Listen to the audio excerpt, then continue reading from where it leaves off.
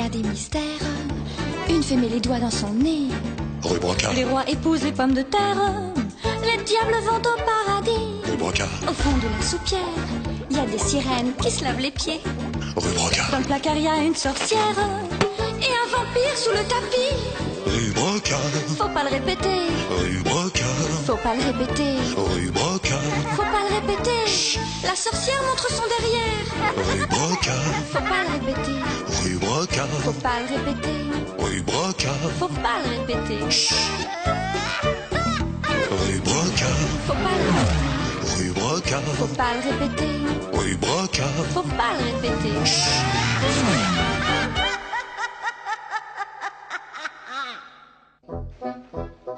Regardez-moi ça, monsieur Pierre. Si c'est pas malheureux. Bachir, tu crois que c'est pour ça que je t'achète des cahiers? C'est pas moi, papa. J'y suis pour rien. Ces pages ne se sont pas arrachées toutes seules. Et ces gribouillis vont rien. C'est pas moi, je te dis. Tiens, c'est intéressant ça. Dites-moi, Papa Saïd, vous connaissez l'histoire de la fée du robinet? Tu nous la racontes, monsieur Pierre? Il était une fois deux sœurs qui s'appelaient Martine et Marie. L'une était honnête et obéissante, l'autre était gourmande et mal élevée. Qu'est-ce que tu fais, Martine? J'ai faim. Tu sais bien qu'on n'a pas le droit de fouiller dans le frigidaire pendant que les parents dorment. Fiche-moi la paix, Marie. Sainte-Nitouche.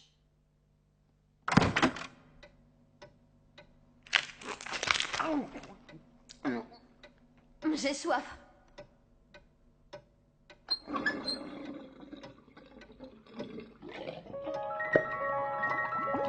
Bonjour Martine. Veux-tu être gentille, Martine? Donne-moi un peu de confiture. Attention, on dirait une fée. J'ai tout intérêt à me mettre bien avec. Mais certainement, madame. Tout de suite, voilà, madame. Merci, Martine. En récompense de ta gentillesse, je vais te faire un don. À chaque mot que tu diras, il te sortira de la bouche une perle. Bah, ça alors?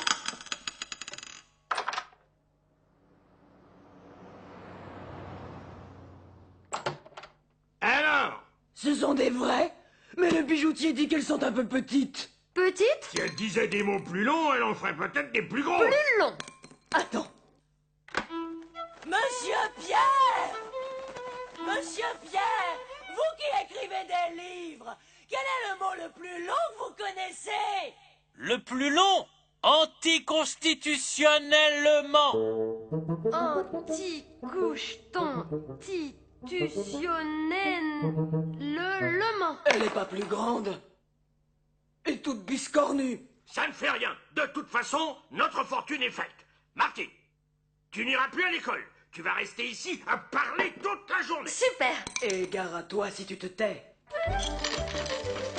Martine était bavarde et paresseuse.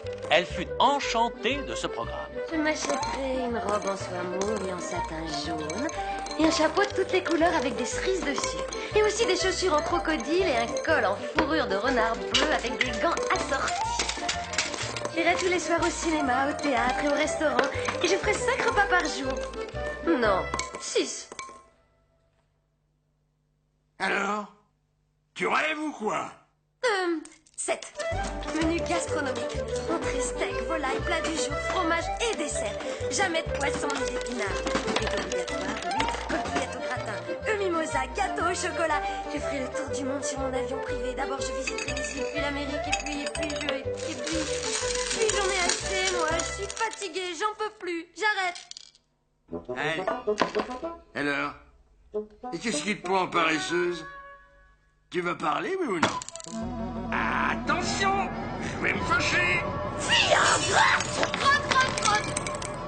Insolente! Parler comme ça, t'es... Oh! Mais, dis donc, t'as vu ça? Bien sûr, j'aurais dû y penser. Chaque fois qu'elle dit un mot ordinaire, elle crache une petite perle. Mais quand c'est un gros mot, elle en crache une grosse. Essaye encore un gros mot pour voir. Puisqu'on te le dit. Zut.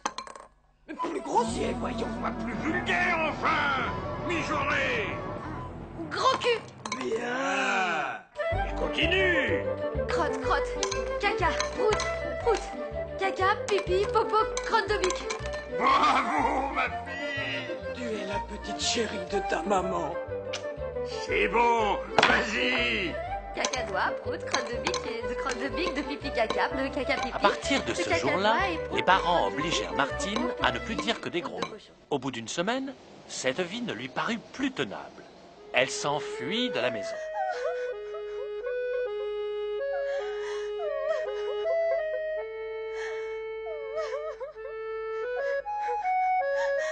Ça ne va pas, mademoiselle? Non.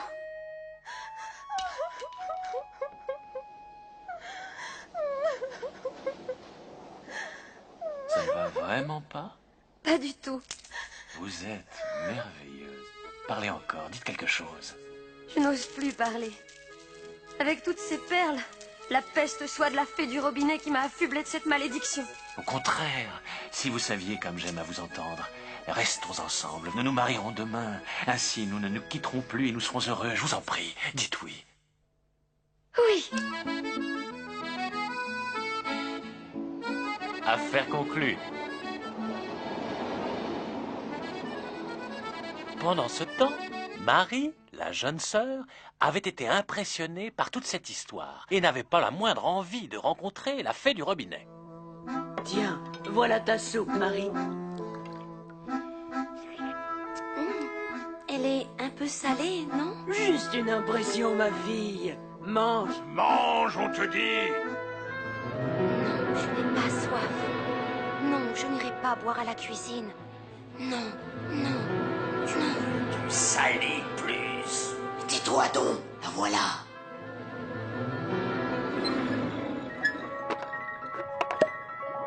Bonjour Marie.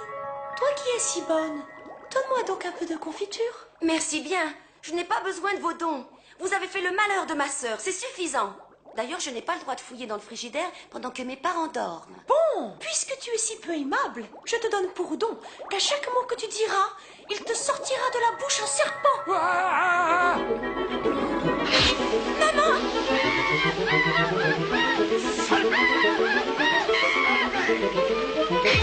Il faut emmener cette petite chez le docteur.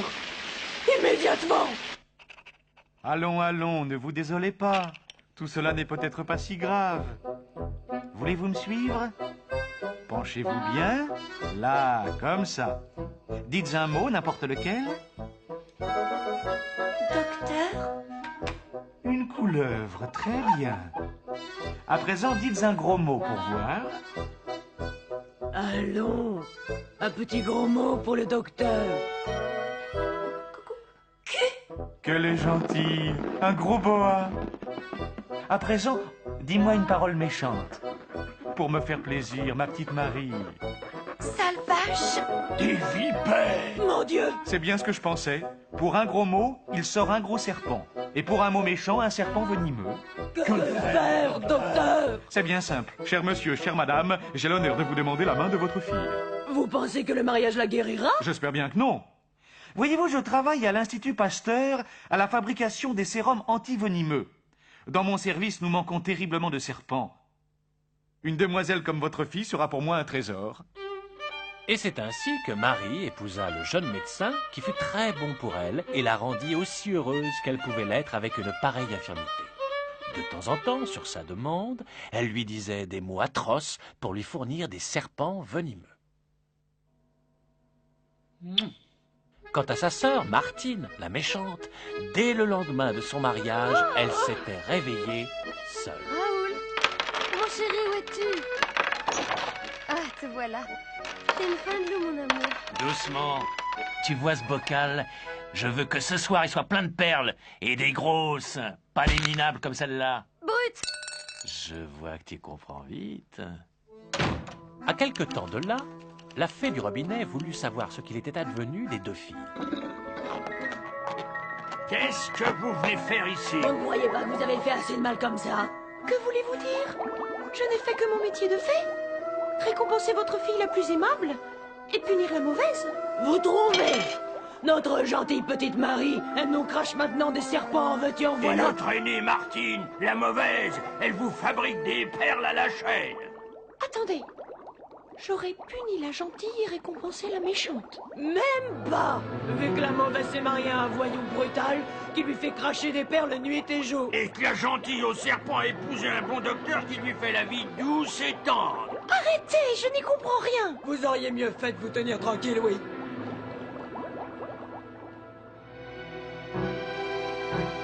Je ne connais pas assez le monde.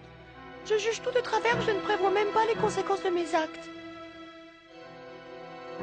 Il faut que je trouve un enchanteur plus sage que moi. Je l'épouserai et il m'aidera à y voir clair.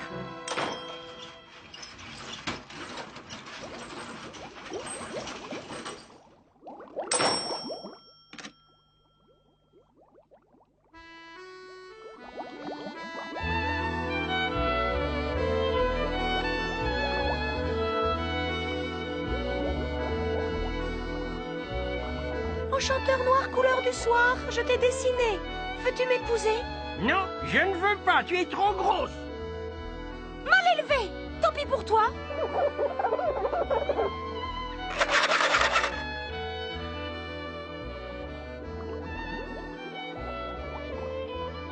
Enchanteur brun, couleur de rien, je t'ai dessiné. Veux-tu m'épouser? Non, je ne veux pas, tu es trop maigre. Tu n'y connais rien. Tant pis pour toi. Celui-là, il ne faut pas que je le rate. Il est beau. Pourvu qu'il m'aime comme je suis. Enchanteur bleu, couleur des cieux, je t'ai dessiné. Veux-tu m'épouser? D'accord. Avant tout, il faut ôter leurs dons à Martine et Marie. Tu crois? Vraiment? C'est la première chose à faire. Abracadaplique, abracadaploc, c'est finique, c'est fino. Ça ne marche plus, Raoul. Plus du tout. Parlons sérieusement, ma petite. Je crois qu'il est temps que tu fasses tes valises et que tu retournes chez ta mère. J'ai pas l'intention de te nourrir à rien faire. Plus rien, vraiment? Mais c'est merveilleux, ma chérie. Tu vas enfin pouvoir me parler gentiment. Ah, j'oubliais. Le lendemain, le papa de Bachir trouva le cahier de son fils tout déchiré et gribouillé. Papa, c'est moi, tu sais, qui ai déchiré mon cahier.